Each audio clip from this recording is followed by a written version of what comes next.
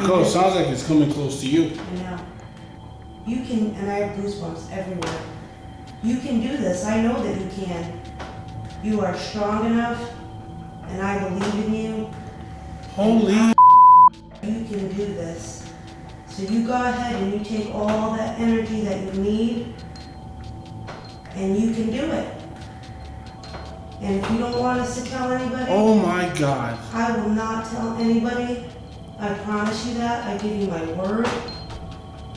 Just go ahead and do it. You got this. You got this. Speakers on there.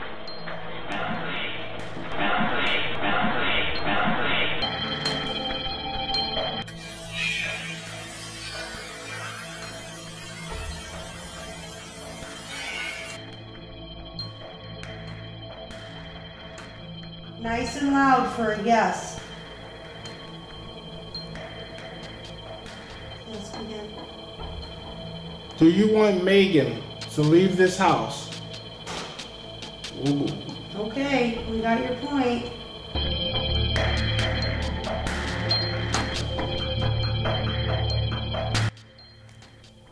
Now we hear the bang in the other room, that one here.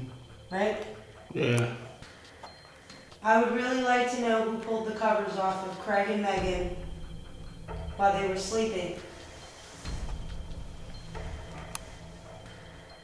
I'd also like to know why you pulled the covers off them when they were asleep. You're not in trouble or anything like that. I actually thought it was pretty cool. No, it was in the other corner where the camera is. Is it? Yeah, it sounded like it came from where the camera is. I thought it was pretty cool. Yeah, myself organized here. What happened? There was some shit there. What? What happened? What happened? I heard some like a. Did you? That was right there. Like an animal or? Yeah, like some animal. Holy shit. It was right by my ears. I'm trying my best not to swear because I know we're trying to. That's alright. But that's right there. You're trying not to swear, but that. It was like at your ear height? Yeah, right here in my left ear. Almost like it was like this. Really? Like a little growl. And that was weird because you know what? I didn't hear anything. You didn't hear anything? That had to be meant for you to hear because I didn't hear anything at all.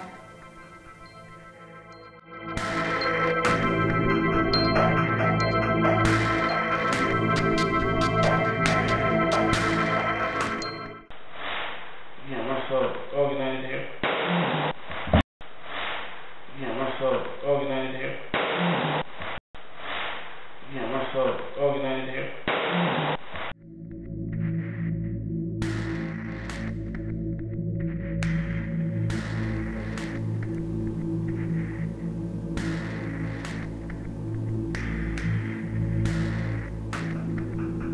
I so wish we could get in touch with D-Dub right now. But it's even to the point now where Brittany won't even say anything to me because she doesn't want to upset me or frighten me. And I don't want her to be like that. I need her to talk to me. Here, it was March 11th, it was a Friday of last year. And I was going away for that weekend. And my husband and Brittany were here. And they were upstairs in Walter's house, my landlord. And they picked up, there were some messes that they found on his floor. They found a circle of fruity pebbles. It's just a symbol of a circle, like with pointed ears with the word die underneath it. And just little messes, spices, garlic powder, onion powder, that sort of thing, found in the empty containers. They had told me about it once I got back. It was Sunday, the 13th, that afternoon, and they told me about it. I had them go in separate rooms to draw me what they saw because nobody took pictures. And they both drew me the same picture of what they saw. And from that point on, there were messes starting upstairs, and the landlord, barbecue sauce all over the house, smashed eggs, deodorant sprayed in his container of pills, cat food thrown all over the place, toothpaste or whatever all over the ceiling, paint all over his door, the kitchen table, his clothes, all over his appliances. But Wesson oil all over the floor, with an obituary card in his Bible turned upside down with the picture of the cross on it turned upside down and pages ripped out. And I brought his Bible downstairs and kept everything downstairs, and one night going out to walk the dog and came back in and I noticed his Bible had more pages ripped out that were out by my front door. And I started to question things. And that's when I went back up in the attic and I started asking more questions, and that's when we realized that whatever was going on upstairs was now downstairs, because it left a message on Brittany's bedroom wall saying, "She's mine, join me and you will die dawn." And that night that we found that message on the wall, that's when Brittany went to go use the bathroom, and I thought it was taking her a little long, and when we opened her bedroom door, she was standing in front of her mirror and her eyes were completely black. We didn't have any more written communication, but we would have cat litter made into circles or paint made into circles. If I played music, the tape cassettes would come flying off the shelf. Candles that I had on a table, we heard clanking noises, and the candles were all stacked up on top of one another. I threw out the ones that were actually no good anymore, and when I came home that night, I found those candles taken out of the garbage and put back on my table. But it really just got to a point with our landlord, things had gotten really bad, and that's when we decided to contact Connecticut Soul Seekers. That's when you guys came out and started to do the first investigation. With that first investigation, we had our daughter Brittany involved with that one, and it took place up in Walters, because basically that's where the activity started first.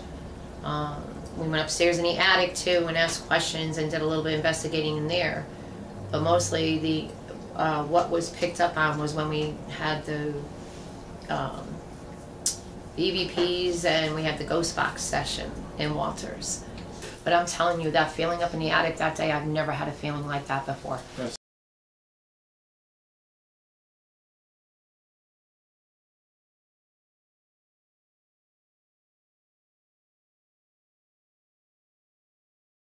Because that's what you look like right now. You really do. You look like a coward. And you need to say a little more than hey.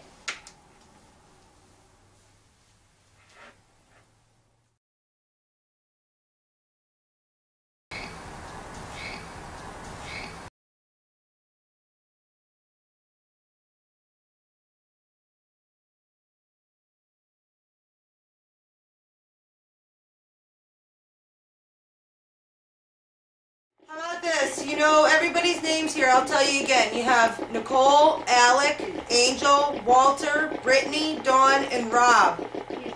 Can you say one of our names?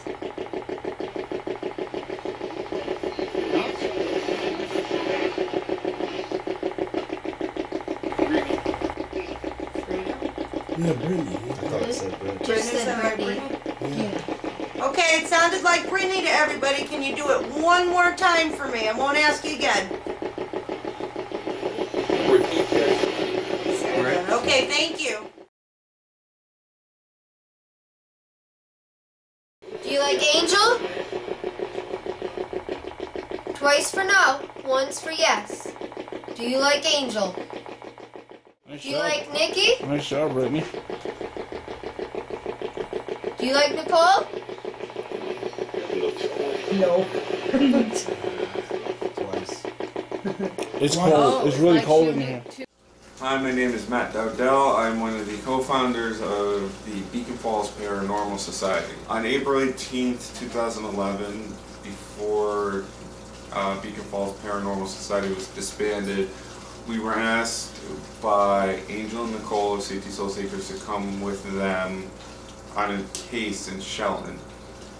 I was operating the camera, Angel was operating the camera, another camera. We proceeded to go into the house, set up our equipment.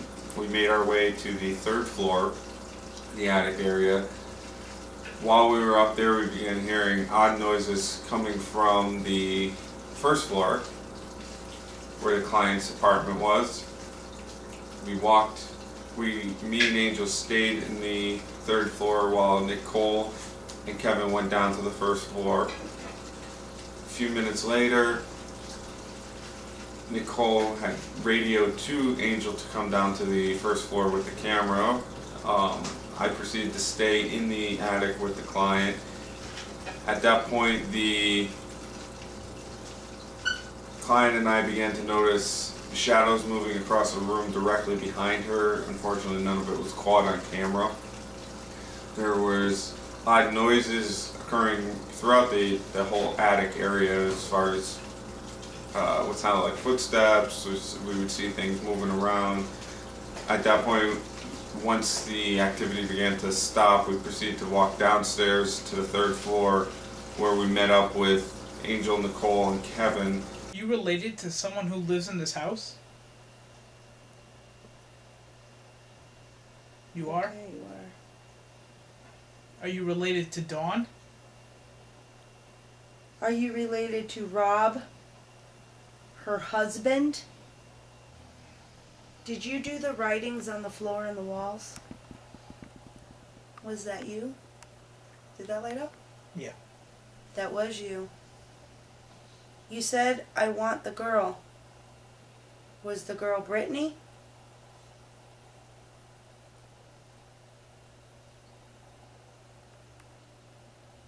Was the girl Dawn? Yes. Do you feel let down? Ooh, thank you.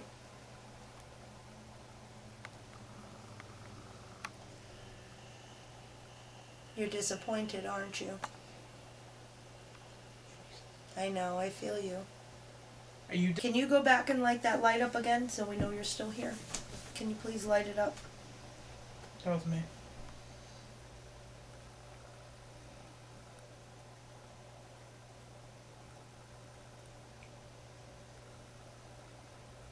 If you need my energy, you're more than welcome to take it. Take the energy from the recorder. Thank you very much. Did you die of lung cancer? On your left side? I try to go about doing what I do. I try not to pay attention to it, feed into it or aggravate it, but there are moments where, yes, I do, because I'm trying to find answers as to who it is and why. As far as having the investigations go, with Soul Seekers and CPEAR, yeah, they tremendously have tried to help and really brought out a lot. We weren't sure what was going on, but with them being here, actually brought out a lot more to help try to figure out exactly what it is and why.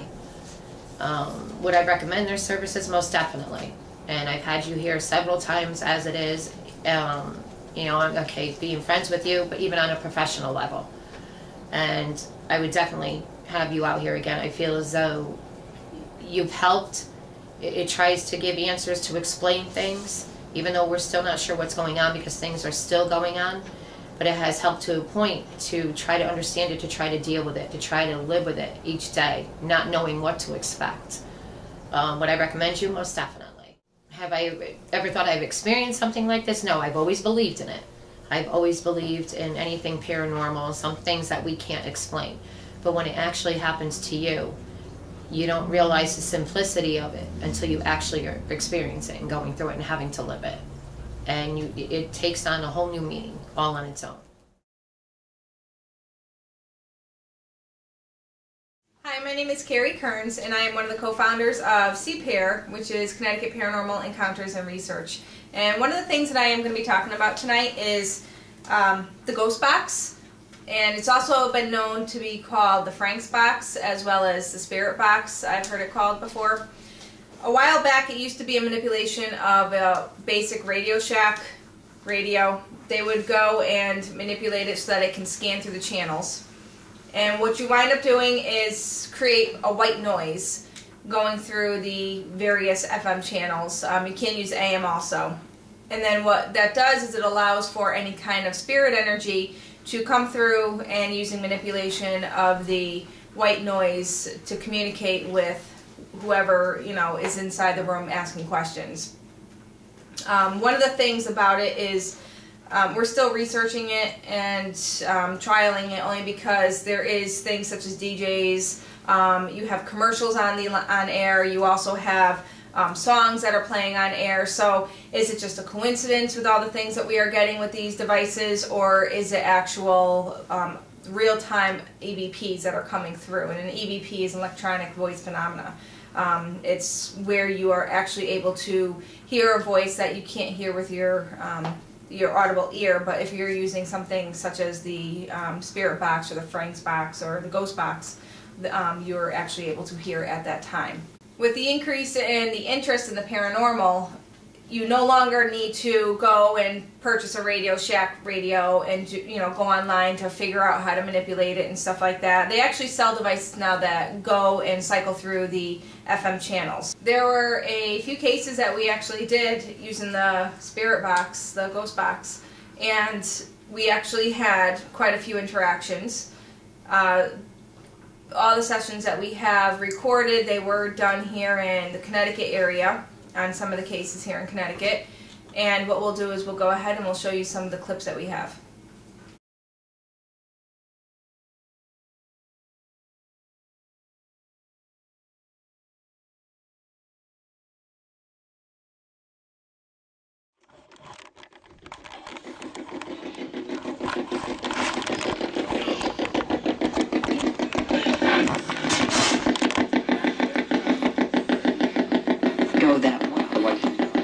Are you down here with us? Yes or no? We don't have much time left. Try talking to us. Please say hello. Can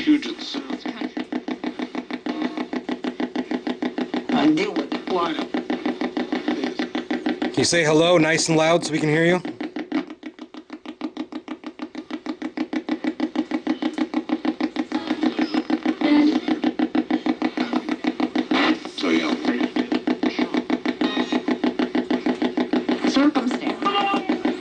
Tell us what your name is, please.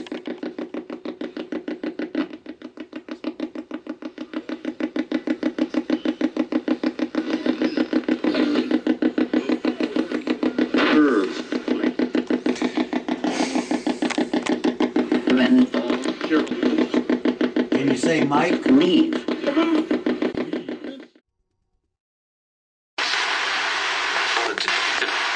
Say the name, Joe.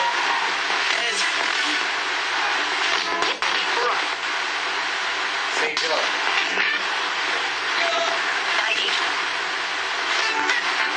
It's like you're singing your name. My name is Carrie. Are you able to say Carrie?